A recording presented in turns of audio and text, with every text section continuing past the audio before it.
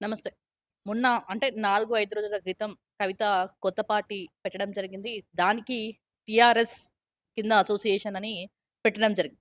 So, ఏదేమైనా గూడా ముఖ్యంగా ఆ స్టేజ్ మీద మాట్లాడడానికి సంబంధించి కేసీఆర్‌ని నొక్కి పొడుస్తూ గూడా మాట్లాడిన విషయం మనందరికీ తెలిసిందే. గత 10 ఏళ్లలో బీఆర్ఎస్ ప్రభుత్వం ఏం చేయలేదు. ఈ 2.5 ఏళ్లలో కాంగ్రెస్ పార్టీ గూడా ఏం పీకింది లేదు అని జెప్పేసి గూడా కవిత మాట్లాడిన పరిస్థితి మనందరికీ తెలుసు. మాట్లాడడం దీనికి సంబంధించి టీపీసీసీ అధికార ప్రతినిధి ఇందిరా శోభన్ గారు మనతో ఉన్నారు. అక్క చెప్పండి. ఒక మహిళలాగా కవిత ముందుకొచ్చింది. పార్టీ పెట్టడాన్ని మీరెట్లా చూస్తున్నారు? ఫస్ట్ ఆఫ్ ఆల్ ఉమెన్ ఎదగాలని కోరుకునేటువంటి దాంట్లో నేను ముందుంటాను. దేశ రాజకీయాల్లో అయినా, రాష్ట్ర రాజకీయాల్లో అయినా ఉమెన్ కీ పాత్ర పోషించాలని కోరుకుంటాం. కానీ ఎవరు పెడుతున్నారు, ఎలాంటి ప్రస్తావనలో ముందుకెళ్తున్నారని కూడా సమాజం మాట్లాడుకుంటది. సో, ఇక్కడ సోదరి కవిత గారు పార్టీ పెట్టిన సందర్భంలో నేను కూడా ఆమెకు విషెస్ కూడా చెప్పాను. ఎందుకంటే ఉమెన్ సక్సెస్ అవ్వాలని. But at the same time మనము 10 సంవత్సరాలు ఏం చేశాం కూడా మాట్లాడుకుంటున్నాం. తెలంగాణ ఉద్యమంలో పనిచేసిన కవిత గారు తెలంగాణ వచ్చిన తర్వాత ఎంపీగా అవకాశం వచ్చింది. ఉత్తమ పార్లమెంటరీని అయ్యారు.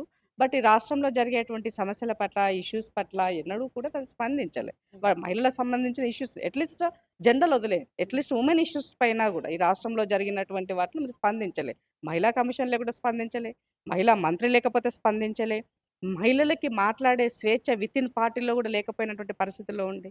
బట్ అట్లాంటి దాంట్లో ఓన్లీ బీఆర్ఎస్ పార్టీలో మహిళ అనంగానే కవిత గారు తప్ప ఇంకొక ఫేస్ కనిపిచ్చేది కాదు.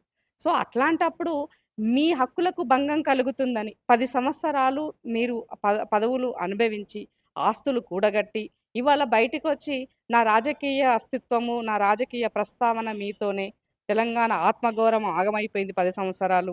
నేను మీ ఆత్మగౌరవాన్ని కాపాడుతా, ఉద్యమకారులను హక్కున చేర్చుకుంటా, ఇవాళ మీకు అమ్మనవుతా అని తను మాట్లాడుతున్నటువంటి మాటల్లో నిజంగా నాకొక నిమిషము ఆమె మెచ్యూరిటీ లెవెల్స్ ఏంటి నిజంగా ఈమెనేనా అని ఒక నిమిషం అయితే అనుకున్నా. ఎందుకంటే ఎవరమైనా రాజకీయాల్లో రాణించాలా, ఎదగాలని కోరుకుంటాం తప్పులేదు. బట్ కానీ నీవు 10 సంవత్సరాలు చేసినటువంటి దానికి దాంట్లో మీ భాగస్వామ్యం ఉన్నది 100% వాస్తవం. మీరు అమరుల సాక్షిగా క్షమాపణ కోరినది వాస్తవం.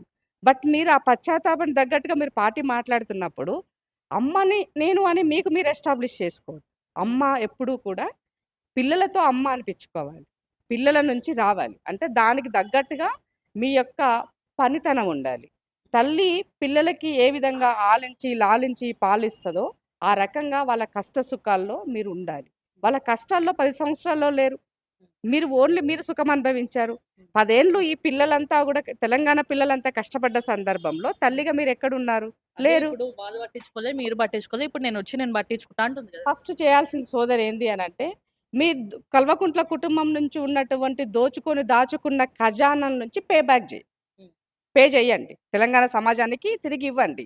ఇచ్చిన తర్వాత ఆటోమేటిక్‌గా నిజంగానే కవిత గారు అందులో ఉన్నటువంటి పాపానంతా కడుక్కోవడం కోసము, ఈ రాష్ట్ర ప్రజలకి విద్య కోసము, వైద్యం కోసము, అట్లాగే రైతన్నల కోసము, వివిధ వ వ దశల్లో ఇబ్బంది పడుతున్నటువంటి, అలాగే తెలంగాణకి కీ రోల్‌గా పనిచేసినటువంటి, తెలంగాణ ఆత్మగౌరవం కోసము ప్రాణత్యాగాలు చేసినటువంటి ఆ యొక్క అమరవీరుల కుటుంబాలను ఆదుకొని వాళ్ళకి తిరిగి ఇవ్వండి మీరు. అంటే డెఫినెట్‌గా అందరూ తిరిగియడానికి అన్న అనుకుంటారు పార్టీ గదా! బయటికొచ్చేసింది గదా! పార్టీతో సంబంధం సంపాదించింది ఉంది లేదు. గదా ఖజానా. హ్మ్. సంపాదించిన ఖజానా ఉంది గదా! సంపాదించిన ఖజానా ఉందా లేదా అని చెప్పడానికి నేను 2, 3 ఎగ్జాంపుల్స్ మీకిస్తా. ఆమె పార్టీ పెట్టిన రోజు పార్టీ ఆవిర్భావం అని చెప్పినటువంటి సందర్భంలో ఈ రాష్ట్రంలో ఉన్న Hindi, Telugu, Urdu, English all papers చిన్న పెద్దదని గాకుండా అట్లాగే బస్ స్టాండ్‌లో ఉన్నటువంటి యాడ్స్ అన్నింటికి యాడ్స్ ఇచ్చారు. ఏ పేపర్‌కి యాడ్ ఇవ్వాలన్నా మినిమమ్ 50,00,000 గావాలా? మరెక్కడి నుంచొచ్చాయి డబ్బులు? ఇన్ని పేపర్‌లకి ఇవ్వడానికి ఎక్కడి నుంచొచ్చినాయి డబ్బులు? మీరు ఒక చిన్న అంటే ఒకసారి ఎమ్మెల్సీ, ఎంపీ అయితే ఇంత డబ్బు ఎక్కడి నుంచి వచ్చిందని ఎవరమైనా అడుగుతాం గదా!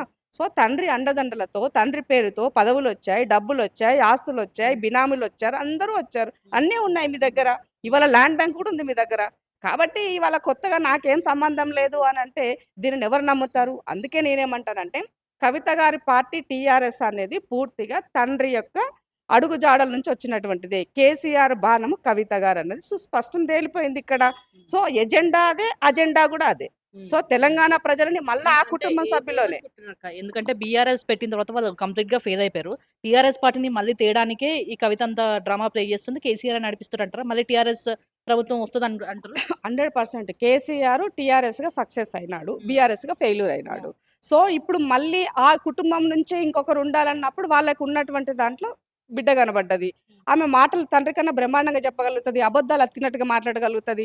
అవాస్తవాలను వాస్తవంగా చెప్పగలుగుతది. కాబట్టి కవిత గారిని ఇక్కడ సక్సెస్‌గా చూపించడం కోసము ఎవరైతే ముందు నా ఇంటి బిడ్డనే గదా అనేది కేసీఆర్ లైన్. అందుకనే ఇక్కడ ఆయన, ఆయన కొడుకు, ఆయన అల్లుడు వాళ్ళు ముగ్గురు ఫెయిల్యూర్ అయిపోయినారు. సో, కవిత సక్సెస్ వైపుకి రావాలంటే వుమెన్ జనరల్‌గా అట్రాక్ట్ అవుతారు. వుమెన్ వైపు తిరుగుతారు. కాబట్టి ఆ వుమెన్ ఎజెండాని ఇక్కడ ఉపయోగించినట్టుగా నాకు కనబడుతుంది. మరి జరుగుతున్నది ఎందుకు చూస్తున్నా. ఎందుకు సో, అట్లా? నేనేమంటున్నా రెవంత్ అన్న చాలా బాగా చెప్పాడు మొన్న. ఉన్న పార్టీకే దిక్కులేదు. కొత్త పార్టీని ఎవడు అడుగుతున్నాడు ఈ రాష్ట్రంలా? హ్మ్.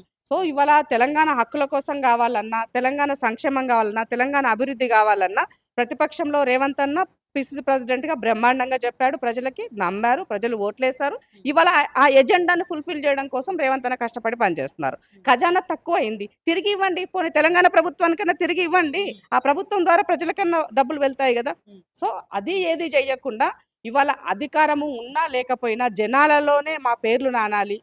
కేసీఆర్ ఎప్పుడో ఒకటి చెప్తాడు. నామ్ ఏదైతేంద్ర బై, అది బురా నామా, అచ్చా నామా, హ్మ్.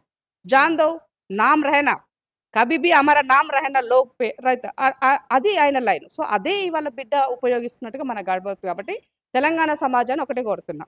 మీరు కల్వకుంట్ల కుటుంబ సభ్యులను ఏ ముసుగులో వచ్చినా, ఏ రూపంలో వచ్చినా నమ్మకండి. ఇంతకన్నా నేను ఇంకా ఎందుకంటే కేసీఆర్ గారు ఉద్యమ సమయంలో చెప్పి తెలంగాణ వచ్చిన తర్వాత 10 సంవత్సరాల నమ్మిచ్చి ఆగం జేసిండు. అదే నమ్మి నానబోస్తే పుచ్చులు బుర్రలన్నట్టు మా బతుకులన్నీ ఆగమైపోయినాయి. సో, ఇవాళ మీకు మళ్ళీ బిడ్డ రూపకన్నా మళ్ళా మాటలు చెప్పే మాంత్రికురాలు తయారవుతుంది మరెందుకు గాబట్టి చెప్తున్నా. కేసీఆర్‌ని ఉద్దేశించి మరబొమ్మలాగా మారిపోయిండు. కేసీఆర్ మన కేసీఆర్ కాదని చెప్పేసి కేసీఆర్‌ని ఒత్తి పొడిచి ఎందుకు మాట్లాడిందట? ఇప్పుడు నేనేమంటానంటే, నిన్ను తిట్టినట్టో, గిల్లినట్టో, కొట్టినట్టో చేస్తేనే కదా నువ్వు నన్ను నమ్మేది. హ్మ్. అవునా?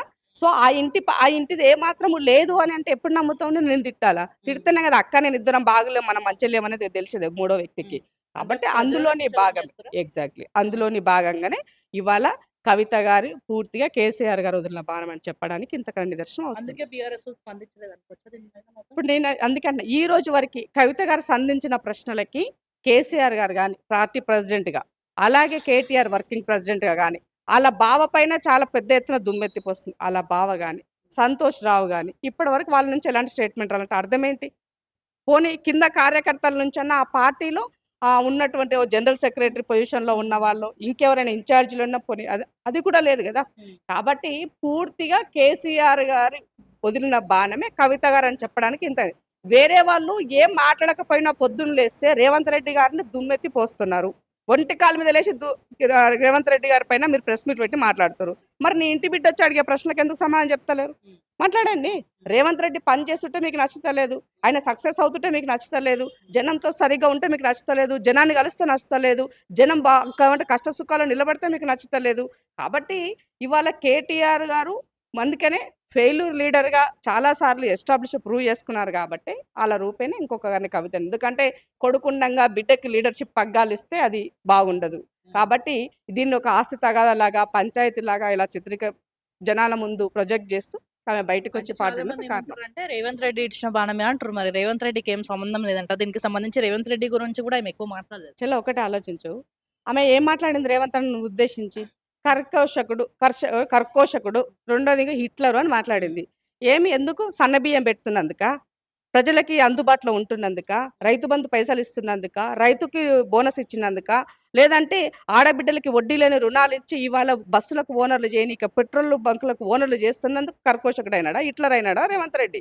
కాబట్టి కవిత గారు మాట్లాడేటప్పుడు ఆలోచించుకొని మాట్లాడాల్సిన అవసరం ఉంది. సో, ఇవాళ రేవంత్ రెడ్డి గారుకి అంత కర్మ, అంత దిగజారిపోయి రేవంత్ రెడ్డి రాజకీయం చేయాల్సినటువంటి అవసరం రేవంత్ రెడ్డి గారికి లేదు. హ్మ్. ఎందుకనంటే, కింద నుంచి ప్రజల నుంచి వచ్చినటువంటి వ్యక్తి రేవంత్ రెడ్డి. హ్మ్. అయ్య పేరు చెప్పుకోనో, అవ్వ పేరు చెప్పుకోనో, ఇంకోరి పేరు చెప్పుకోనో, తాత ముత్తాల పేరు చెప్పుకొని రేవంత్ రెడ్డి లీడర్ గాలే. హ్మ్. ఇది స్పష్టంగా వాళ్ళకున్నదా లేదా? ఆమె క్లారిటీ ఉందా లేదా? ఆలోచించుకోవాలి. అందుకని నేనేమంటున్నా అంటే ఈ రాష్ట్రంలో జరిగే అటువంటి రాజకీయాల్లో అధికార పార్టీగా ప్రజలకిచ్చిన మాట నిలబెట్టుకోవడంలో నా చిత్తశుద్ధితో నేనున్నాను. 100% అది చేసి తీరుతాను. చెయ్యని పక్షాన ఇంకేమన్నా మిగిలిపోయి ఉంటే ప్రజలకు సమాధానం చెప్పుకుంటాం. ఎప్పుడు చెప్పాలో, ఎలా చెప్పాలో రేవంత్ అన్నకి తెలుసు. ఇవాళ కొత్తగా మీరేదో చెప్తే మేము చేయాల్సిన అవసరం లేదు. ఏదో సామెత ఉన్నది చూడండి.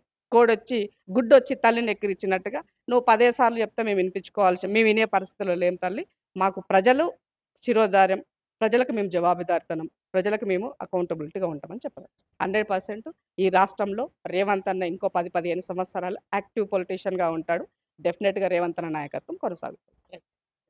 రైట్, చూసారు కదా! ఏదైతే కవితకి సంబంధించి ఖచ్చితంగా కేసీఆర్ వదిలిన బాణమే కవిత అని చెప్పేసి వాళ్ళు వ్యక్తం చేస్తున్న పరిస్థితి కనిపిస్తుంది. ముఖ్యంగా కల్వకుంట్ల కుటుంబం నుంచి ఎవరు బయటికొచ్చినా గూడా ప్రజలు నమ్మొద్దు అని చెప్పేసి నొక్కి బట్టి చెప్తున్నారు.